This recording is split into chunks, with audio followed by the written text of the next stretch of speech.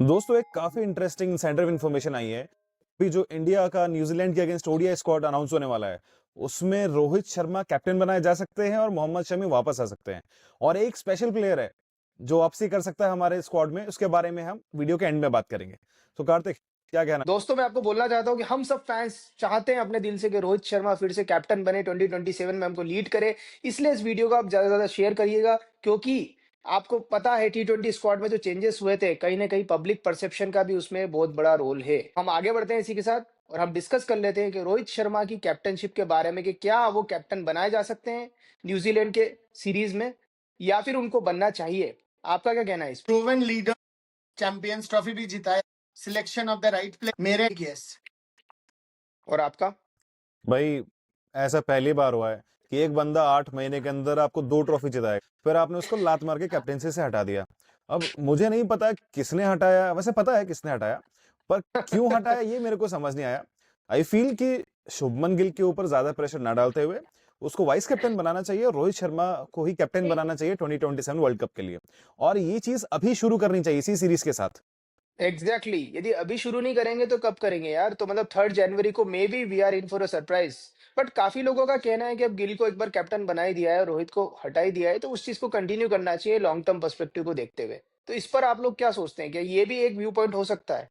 नहीं, मुझे लगता है हैंड होल्डिंग पीरियड चाहिए, बिकॉज एक साथ में गिल को इतने सारे रिस्पॉन्सिबिलिटीज देना and then you are dropping him from team, you are destroying his confidence. पर अगर मैं आपकी बात ही मानूं कि उसके हम कॉन्फिडेंस तोड़ रहे हैं T20 टीम से हटा के, तो इस हिसाब से तो हमने उन्हें उसे जब ओडीआई टीम का कैप्टन बनाया तो अब हटाना नहीं चाहिए। उससे उसका कॉन्फिडेंस और खराब होगा। आपने उसको T20 में वाइस कैप्टन बनाया, फिर हटा दिया। अब ओडीआई में कैप्टन से हटा दोगे तो वो सोचेगा मेरी गलती क्या है। ओडीआई में तो उसने एक ही सीरीज करी है और ओडीआई का ही से वेरी गुड प्लेयर। तो ओडीआई में हटाना नहीं चाहिए। मुझे भी रोहित बहुत पसंद है, पर शुभमन गिल को हटाने के फेवर में मैं उतना नहीं हूं। तो अब आगे बढ़ते हैं हम इस डिस्कशन के साथ। की प्लेयर मोहम्मद शमी की बात करते हैं, जो हमारे नॉकआउट टूर्नामेंट्स में काफी अच्छा परफॉर्मेंस देते हैं, उसके बाद भी उन्हें बार बार टीम से बाहर निकाल। ओडीआई टीम में से मोहम्मद शमी को निकालने का मतलब ही नहीं था। ओडीआई में आपके आईसीसी टूर्नामेंट्स में माइक मिचेल स्टार्क से बेटर परफॉर्म करने वाला है मोहम्मद शमी। वो बस 35 साल का हो गया, आपने निकाल दिया, बोला कि फिटनेस प्रूव करो। भाई कैसे प्रूव करे? वो बंदा 3 साल से डोमेस्टिक में रगड़ रहा है। ठीक है, आपको शायद उसका गेम नहीं दिखाई दे रहा कि वो फिट हो चुका है। वो बंदा माइक पे आके कह रहा है कि मैं फिट हो चुका हूं अब, लेकिन मैं कैसे बताऊं? तो आपको वो सुनाई नहीं दे रहा।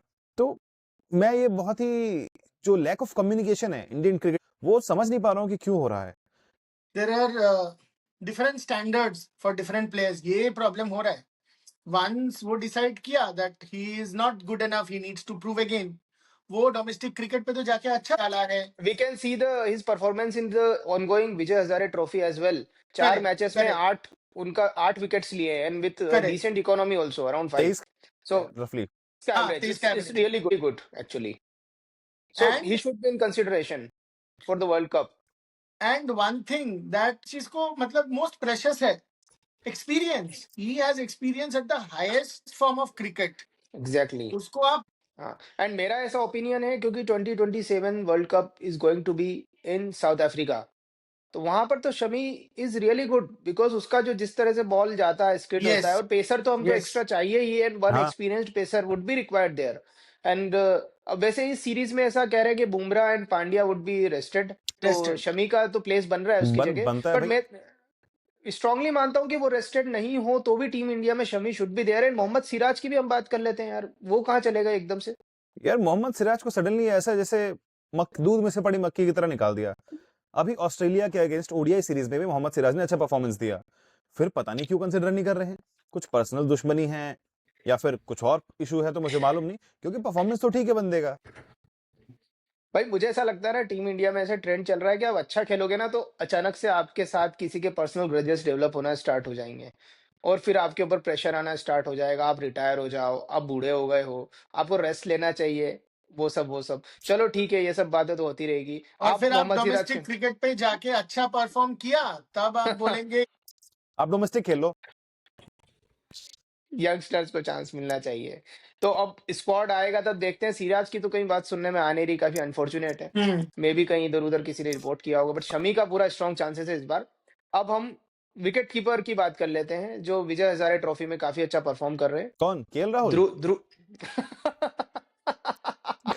केएल राहुल बढ़िया केएल, विकेट कीपर है। हाँ बिल्कुल है यार। तो जब हम हाँ, He's सेकंड the की बात first कर रहे हैं, choice. यस, मैं बात कर रहा था ध्रुव जुरैल की।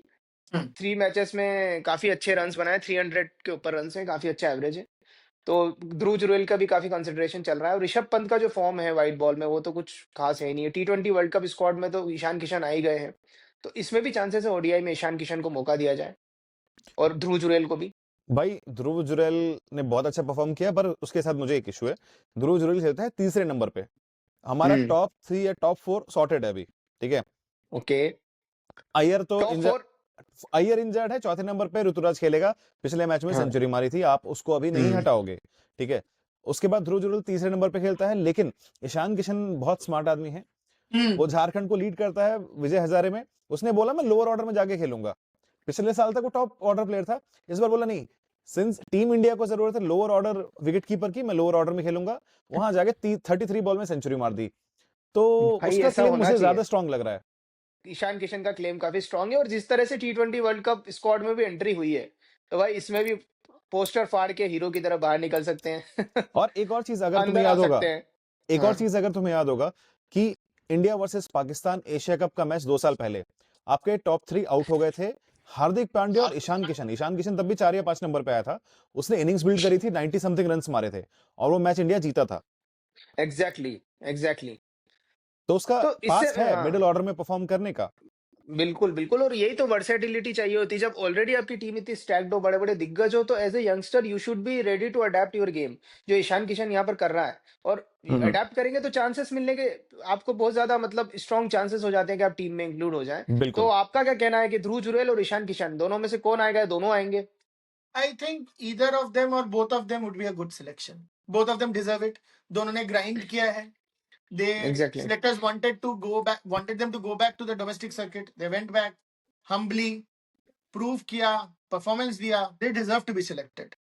Exactly, and Dhruv exactly. Jurel का देखो, वो टेस्ट क्रिकेट में देखो जो इंग्लैंड के खिलाफ जो मैच जिताया था उसने, वो लोअर मिडिल ऑर्डर पे ही आया था. तो I think he is also capable of adjusting. तो नहीं, वो ये तो हमको केपेबल बिल्कुल है, पर वो कोच अलग था ना। तो इसके बाद फिर से लोअर मिडिल ऑर्डर में खिलाया नहीं टेस्ट में, साउथ अफ्रीका में कहा मारा। अभी फ्लेक्सिबिलिटी चाहिए।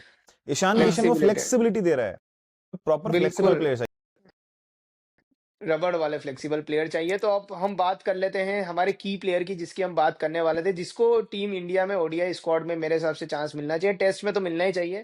हम बात करें दोस्तों सरफराज खान की, जिनका जो परफॉर्मेंस है domestic trophy Vijay Hazare trophy में काफी अच्छा चल रहा है, और रिसेंटली मुंबई के साइड से खेलते हुए उन्होंने 150 कुछ स्कोर किया है in very less 75 balls 75 only. Balls में भाई 150 रन मार दिए भाई उसने। इमेजिन 14 करो यार, yes, 14 sixes 14 sixes. At will that's six मार रियली रहा है वो अमेजिंग। भाई। और हमारे कोच साहब ने कहा था ना कि मैं इनफॉर्म प्लेयर्स को मौका दूंगा एज कम्पेयर टू स्टारडोम्स, और वो सब उसको चांस मिलना चाहिए। नहीं, सरफराज आप कुछ भी करो, सरफराज सेलेक्ट नहीं होगा। सरफराज 100 बॉल में 2000 रन मार देगा, वो तो भी सेलेक्ट नहीं होगा। हालांकि जैसे बात की हमने पहले कि जो भी प्लेयर्स ग्राइंड कर रहे हैं ना, हमें उनको मौका देना चाहिए। सरफराज बिल्कुल ने देना काफी चाहिए। ग्राइंड करा है। मुश्ताक अली ट्रॉफी में भी बहुत जबरदस्त परफॉर्मेंस था, और अभी विजय हजारे में भी अच्छा खेल रहा है, लेकिन मुझे लगता है अनफॉर्चुनेटली वो सेलेक्ट नहीं हो पाएगा, क्योंकि आपको क्या उसके लगता था? संबंध अच्छे नहीं है। ये his story is really disheartening. Fitness, he went and shred his weight like anything. He is tonking the ball. भयंकर स्कोर कर रहा है at high rates against all attacks. और क्या चाहते हो आप आपके मिडिल ऑर्डर बैट्समैन से? बस पर एक एक्चुअली खत्म प्रॉब्लम है, करने वाला था। अब तो सरफराज बिल्कुल नहीं खेलेगा, क्योंकि अब ऐसा क्या क्यों भाई? सरफराज भाई? थाला का आदमी बन गया है। सीएसके ने खरीद लिया है उसको। हाँ. सरफराज को अब तो पहले 1% जो चांस था ना, वो भी खत्म हो गया है। अब सरफराज टीम में भाई नहीं आएगा, ये थाला का आदमी नहीं, है। देखो वो थाला ने तो थाला जस्टिस की लीग वजह क्रिएट से कर दिया. सैमसन को गायकवाड़, संजू सैमसन और सरफराज. सरफराज थाला का आदमी है, वो भी आ सकता है। मैं उल्टा बोलूंगा भाई, थाला के जो है हाँ. ना सितारे इतने हाँ. बुलंद हैं, कितने भी दुश्मन पैदा हो जाएं, थाला के साथ जो जुड़ जाएगा ना वो आगे बढ़ेगा भाई। वैसे थाला से जुड़ने से याद आया, आरपी सिंह बहुत क्लोज है एमएस धोनी के। वही तो शादी बात में गए है। थे। प्रज्ञान ओझा भी अच्छे संबंध रखते हैं धोनी से। बिल्कुल बिल्कुल, जो संबंध सही जगह बन गए हैं, हाँ जहां बनने चाहिए शायद। हाँ हाँ हाँ, होपफुली, होपफुली। होपफुली।